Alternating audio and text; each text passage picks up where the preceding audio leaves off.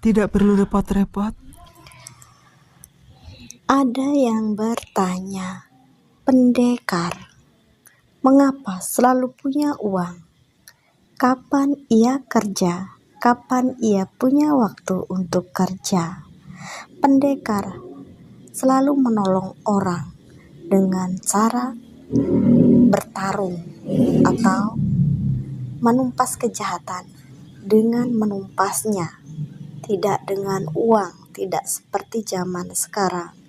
Jika kita menolong orang itu menggunakan uang, jika para pendekar dahulu menolong orang ialah menumpas orang-orang yang jahat yang berusaha untuk merongrong orang-orang baik, orang-orang lemah yang ditindas oleh orang jahat. Pendekar kesehariannya kalau tidak di rumah, ia mengembara, tapi selalu punya uang di saat ia butuh makan atau jajan di warung. Ada yang bertanya, dari mana ya para pendekar itu dapat uang? Sedangkan kita zaman sekarang harus kerja banting tulang dari pagi sampai petang kita kerja. Ya, seperti halnya Arya Kamandanu. Jika dahulu sewaktu ayahnya menjadi empu, tentu banyak uang karena uang selalu mengalir dari kota raja ke ayahnya. Dan dari ayah Arya Kamandanu tentunya bisa mendapatkan uang. Tapi untuk akhir-akhir ini, sang ayah sudah tidak lagi bekerja. Dan Arya Kamandanu hanya mengembara, lontang-lantung ke sana kemari, akan tetapi ia selalu punya uang.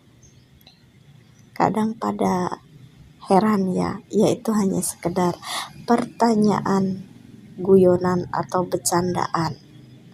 Karena memang kita di grup-grup kolosal banyak sekali orang-orang mempertanyakan masalah-masalah kecil seperti itu.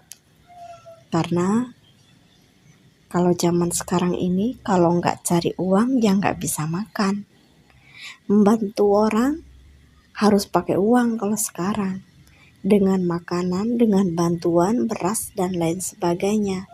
Kalau zaman dulu, cuma maksudnya menumpas orang-orang yang menindas seperti itu. Seperti halnya ajaran Empu Ranubaya, hidup itu tidak harus mencari emas ataupun berlian. Kita bisa menolong orang dengan kekuatan kita. Tapi kalau zaman sekarang, menolong orang itu yang paling baik adalah dengan emas berlian, maksudnya dengan uang. Bukan dengan tenaga, bukan dengan kekuatan. Karena orang saktinya zaman sekarang itu orang yang memiliki uang banyak. Orang yang bisa memberikan uang kepada orang lain. Kalau zaman dulu, orang sakti adalah orang yang pandai berkelahi. Kalau zaman sekarang beda. Orang saktinya zaman sekarang ialah uang. Kalau orang zaman sekarang itu sakti dengan kekuatannya, maka orang-orang di sekelilingnya akan memandangnya dengan rasa takut. Dengan menyebut orang itu adalah tukang sihir atau orang yang punya ilmu hitam dan lain sebagainya.